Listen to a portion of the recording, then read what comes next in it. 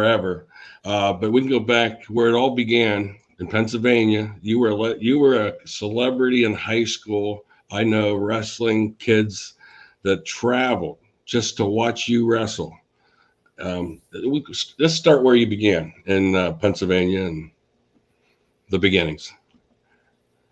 Once upon a time, in the land far, far away, Hollidaysburg, Pennsylvania, central Pennsylvania, um, I started wrestling in ninth grade, you know, and it gets my goat a little bit, but I understand it. When they rank about who's the toughest, who was the best wrestler in Pennsylvania in high school, or who was the best college wrestler, who was the best overall, or whatever. When you go back into the 80s or 70s or 60s or back in the 1930s, you can't. It's really, really difficult to rate somebody in the 50s versus somebody in the 90s.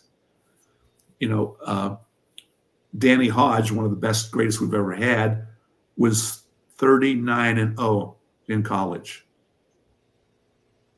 for 3 years. So he had 13 matches a year. There are college kids having 39 matches before Christmas his freshman year in college these days. Right. So, when you start ranking, and when I started wrestling, there was no such thing as elementary wrestling. Nobody had elementary wrestling. You didn't start wrestling until junior high. Now it's called middle school. Middle school is now 5th through 8th. And when I was younger, it was 7 through 9 is junior high, and high school was 9 or 10 through 12. So, you could only win 3 state titles in Pennsylvania prior to 1970-ish because you wrestled in high school. That was 10, 11, 12. In ninth grader, you were not allowed to wrestle in high school.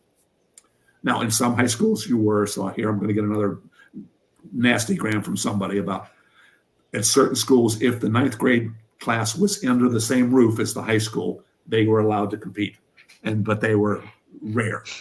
So there's always that exception, but for the most part. And, you get, I think probably in Kerry Kolat, I think is probably the greatest we've ever had in Pennsylvania in high school level. He was amazing. But I think he started when he was 2 months old, 3 months, something like that. Yeah, right. No, he wasn't that young. But he did have quite an elementary program and success there. By the time he got to high school, junior high or middle school, he already had, I don't know, more matches than I had on my whole high school career. So he had an opportunity to sharpen his skill set and did a great job. But so can you rate what Wade did versus Kerry? No. I mean, I'm not even anywhere close to being in his league. I think he was the greatest we've had in Pennsylvania, and we've had a lot of great ones in Pennsylvania. And I'm sure there's other people who write me poison pen letters that say, well, I think Mike Johnson of Clearfield was, or whatever. But there were some good ones. A fun Kerry's Kolat story. I think it was his junior year, might have been his senior year. He's Mr. Everything, and deservedly. And he was wrestling in the semifinals, and they didn't seed in Pennsylvania. They don't, if you're a state champ and state runner-up, they don't put you in the opposite brackets. It's just you come out of District 7, you happen to be in this bracket, and the District 6 were in this bracket, and you happen to be in. Well, anyhow, Kerry had the defending state champion in the semis from the year before. And at the end of the first period, I think it was 12-2. And Kerry was killing him. I mean, it was just a mismatch.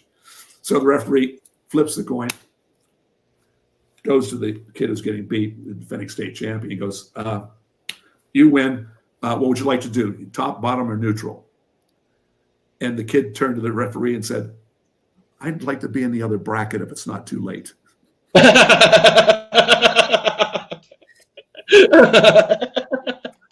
I'd like to be in the other bracket. It's not too late. I love it. That was one of the funniest things I've ever heard. That is great. Why the hell am I in his bracket? I'm going to lose. I might as well lose in the finals. Damn. That's great. And back, when I wrestled again, back in the day, we had Pennsylvania had sectionals, districts, regionals, and states, 4 weeks of qualifiers. and you usually had at least 2 matches, if not, we usually had 3 matches in the sectionals, 2 in districts, 2 in regions. In the states, you had 3 or 4 matches. But if you lost in the sectionals or the districts or the regionals, in the finals, whatever, you didn't go to the next week. Only the champion from the sectional went to the district. The champion from the district went to the region. Whereas today, they take the top 3 to the next level. What if a kid has a bad match? All kinds of reasons why, and we'll take the top 3. But, if Jimmy Carr was on the Olympic team as a junior in high school. All right, senior Olympic team. What an athlete. The whole Carr family. Yeah. And he lost in the region finals to Henry Green from Huntington in what a lot of people think was the greatest wrestling match they have ever seen in Pennsylvania in high school history. I mean, those two were just 2 cats fighting over a ball of yarn. And, and Henry came out and won, and then he won states. Where did Jimmy go? Home. He didn't go to states. He didn't have a chance for a rematch. If you didn't win, you didn't move on. Today, he'd have been probably in the finals and maybe would have reversed it and won the states again. But here he is. He didn't even make it to states his senior year, and he was on the Olympic team the year before. Wow, Pennsylvania must be pretty damn tough. Yeah, they are. It is pretty tough in PA. It's a little history, a lot of fun. So